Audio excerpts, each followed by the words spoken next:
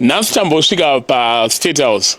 A lot of people might not know kuti unogona kupiwa access paState House. Kune ma-leaders akasiyana, kune ma-leader of the youth, koita ma-speaker of the truth, but nhasi tambosvika paPresident.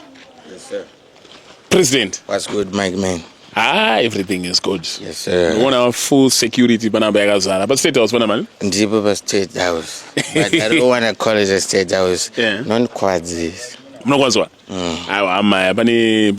They understand kuti is State House. Alright, yeah. Mangoma. Otherwise, what do you say? I did it right. I'm Fit feeling zvekuda? good. Feeling good. Ndikunakirwa ni... Yes, sir. Castans. Yeah. Yes, sir. And even... Thanks, Mkomango. Even you yourself, you look good. I look good because handsome, Maiza. Yeah. We stood out whenever. Tunangotara tunyaya turi hot panapa. Tungori quick. Tungori burning. Okay. Tupa tangotupedza kuti gaga. Because president vanenge vaine zvimwe zvekuita zvakawanda. Yeah, but I got time now. You get time? Yeah. I need to clear some things because, my wife. Pakaipa. Right. So remember do panapa. Sure. Yeah. Yekutanga. Ndakaona album release my video. That was the most organized release and distribution of an album that I've ever seen before. Man, I appreciate it, man. Thank you. How did you put it? I'm going kutoshanda my long nights and the long days and long nights. We don't sleep till studio family, and God has been leading the way, and I appreciate. Nemione kusimbisa nekutoona kuzojaiwa pakarowa graphs. Appreciate. And response mafans ngamira say. My fans are going to respond. It's going to take time for them to understand the new sound because I see sound yawangojaira. But nevertheless, and I appreciate that. And how different is it from the common sound and Jaira? Yangu manje, hey. Inini manje ndine zvakawanda zvekutaura but even lyrical rongation inenge iri nyowani, beat iri nyowani, everything is new, even the video is kind of style iri pa young government. Alright, shout out to Mongotipa, one producer and one videographer. A big shout out to Brandon XG, big shout out to Leo V, big shout out to Couchside by Tickets, big shout out to Tamo the creator, big shout out to Black Boy the Dan, Test Freak, no one was the producer, the team behind my hits, my song. Do one was killing music in which Zogoroza Pagat. Yes. Now one featuring you young Gemini. Yeah. Big shout out foot to young Gemini. Can't say not but lyrical and musical wise. Musical wise, she's a lyrical genius. Foot.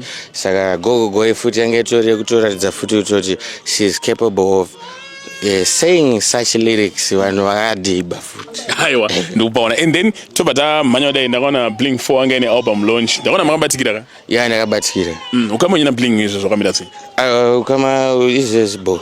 Is my papa and my blast. We respect my blast. Because rumor is it. Because what we say here is based on rumor, hearsay, magandinzwa nani, word on the street and makoa.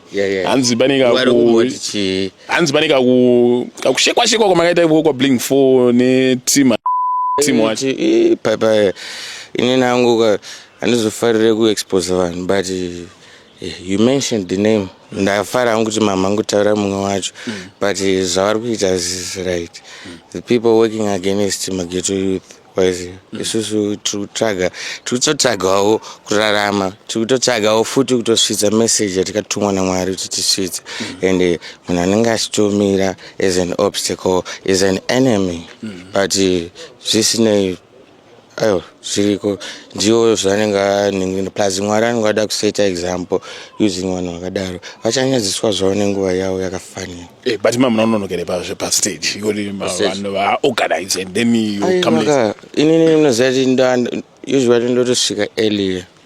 Vanhu vanotoona gang yangu yakurova marounds vachitoti young government ko president varipi vanonga vakandiwandisa zvavo.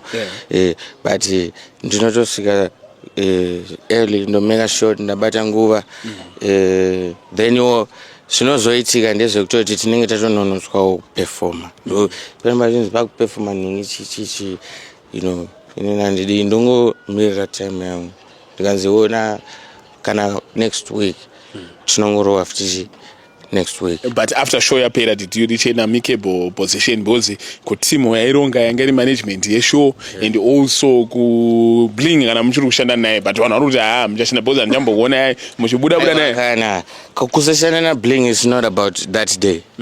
Aiwa itori nyaya yegrowth yekutongoti vechibaba makubheserawo machivakawo mhuri yenyu chito plus umwari wakanditi yanguvawo young government inini yanguvawo yekutorawo angu mageto mbichana vachabuda mbichana kunenguva yamwari. Alright, what do you think about Tigons? Tigons, I think he is one of the best rappers alive in Zimbabwe. Alright, do you know what he believes with the the next leader? I appreciate it. Big shout out to Tigons. Kuti kakwesheni kanga ngari ka set up kekuti ukangodai ndo ndakuzwa kuti mfesi anonakirwa naye big time. Ini ndonakirwa naye big time man. Azekudaro. Ona nine picture Gonz 2021. Chat poster zvangu kana mangwana ndisina caption kana chinhu zvangu. Just appreciating ngoshowa kuti inini ndaitoteerera mukoma Gonz kubva kudhara. Munhu uya ane mabhazi akaomana. Yes. Aiwa ndikupaona. Then tinobva ngovhiya nyaya yakati koshe imbijana ndandichiona ma-videos a-president vachitritwa kunge pari kuitwa cool. Bro, vachitwa rough.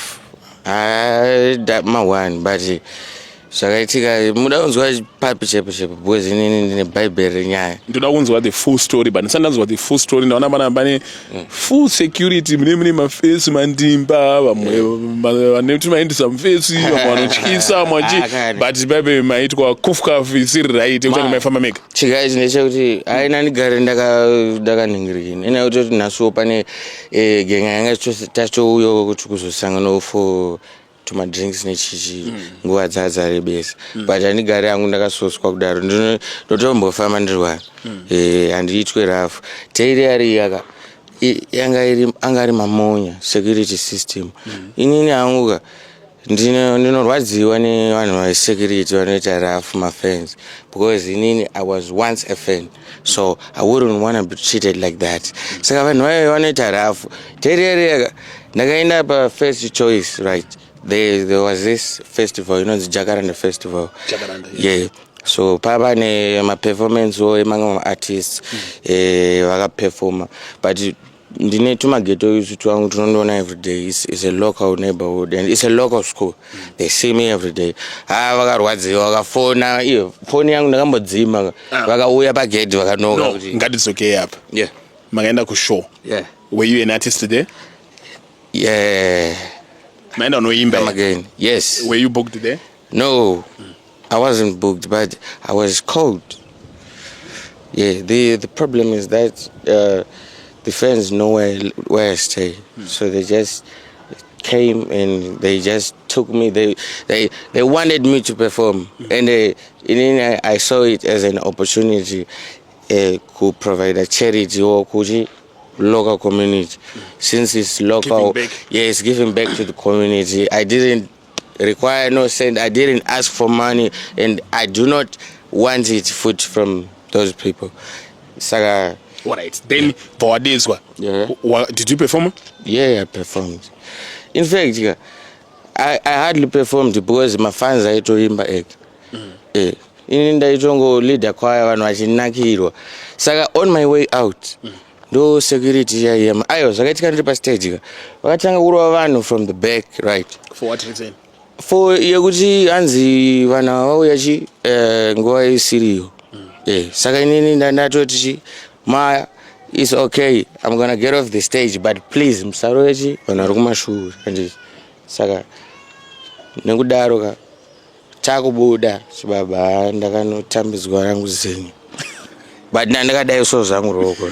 I'm sorry makatambwa but zenya ngori funny. Especially kwa roho wakura the president. Akana Maya sometimes my lessons I know indirectly plus it happened for a reason. Pamwe na this not sangano. Why kurovere izenya like why did they lighter you? Anzi aina inini yangu reason yangu handitoizivewo. No, aukambozive ukarohwa Zenya look after Zenya rarohwa ndakatoshayawo kuti inini shosho kurohwa vakandirohwa mwana bhibhiri orange munhu aitotengesa airtime kwete we-airtime isecurity but bhibhiri airtime rere ndoranga karohwa munhu akanonditambira nayo ende vanga vari assigned munoziva kuti vakativerenga tese tiri pastage tatakakwanirana chibaba apa inini vaje ndakanoiswa sihaukuka ndiri antman ndinoitwa hora chibaba but mwari vavo vakazondibudisa ndakatozobudiswa nemafanzi aiti rana aitwe izvozvo ndopa ndakatozoperekedzwa ndakasvika pajeni netsoka. And one other thing that I'd like to address nationally vanhu vana love ndakabuda chibaba papa nemota dzakapaka paside peroad so kuti chibaba tisisoe pajeni paseri apa vana nemoyo wegranite chaiwo hapana kandiperekedza ndakasvika balance yaka nemaremero inoita ndakajoga nayo chibaba nehembe yakabharuka munhu aitoda zvekola yangu security yoyo but dai pasina mafanzi ndaifira pasport ndakatorescuwa nemafanzi whatever but makazonzwa here kuti mhosva yenyanga rei because vanhu vakakuinvite yaivo because wakazoda kusobvunza kuti inini paipe ndakazongosangana neprawn maya mhosva yanga isiri yangu mhosva it was the one way airtime yebadwell that nigga akazviitira for prestige reasons. He wanted to shine on TV, he wanted to trend, but zviriko inini I believe in a very big God. He would deal with that person accordingly. Inini yangu handina izvo ndichaita naye but chachadila naye. But did that affect you maybe? Munomborwarawo nana mental health ana depression? No. Tensera? No. Amaona tuzvirwere twese ndetwe vana vadiki inini ndamunhu mukuru haungonzi president uchirwara kati nezvinhu zvazvi ndakaescapa zvinhu zvazvi ndakadarikira. Saka so I made a point where I just watch and observe and maybe if I like what I see mberi ndosvika mubhama mune vanhu vanyowani ndendateerera zvangu ndiri kudeni kuti uyu munhu ndikavisa kavhesi kake akati pasong yangu zvine kaspice but aiwa big shout out to the fans for saving me. It's been a good day and big shout out to Zim Celebs TV for giving me this opportunity and thank you Mr. Zigo for showing up at my house. So President anditi? Yes sir. Tramutore kasona ka state of the nation address kuti mango addressa ma-citizens one zvinhu zviri pamoyo penyu kana muda mango zvipedza neka freestyle ndizvozvo ina ndingazomira basa ina president achita zvese izvozvo sati kusiyana nemike yenyu dzoka nemike but freestyle unoziva kuti pamwe unogona kutouyewo ukataura zvaunoda ndogona kutotaura word raunoda iwe ndotofreestyle ero mafreestyle alright munoti ti freestyle ne word rip bvunza imi Zigo inini ayo dati mu freestyle ne word kuti prawn since iriyo yamakasangana nayo. Alright inini ndakarohwa prawn anditi but inini ndiri one hakuna clone ukada undibhaza pafoni wakarohwa nedombo nestone aiwa unondiwana ndagoni ndabaya but unondiwana ndiri pazone but before ndaita kuti pabude madhimoni reka ndichingotaura kekupedzisira inonzi Sonia zvanzi state of the nation right aiwa inini semutungamiriri tiri kutaura kuti ngakusabhaizwe handiti pamariyariye vanhu vanonge vachingoti but ndomumwe macho mune mameseji acho imomo handiti handisi kuda kutaura zvakawanda but mameseji hobo ari mualbum pane kakukutsurai nekakukusimbisai zvandinokusimbisai itai zvandokutsurai chibvai mamira kwete kuramba muchirasika da kuti tifambirane mufrequency 1 tirambe tiri vanhu positivity all the way. Yes aiwa tinosangana kushow aminotirendi but Saturday nendiri kunonzi kuchitaura aiwa tichidzoka nemai kuchitaura. Yes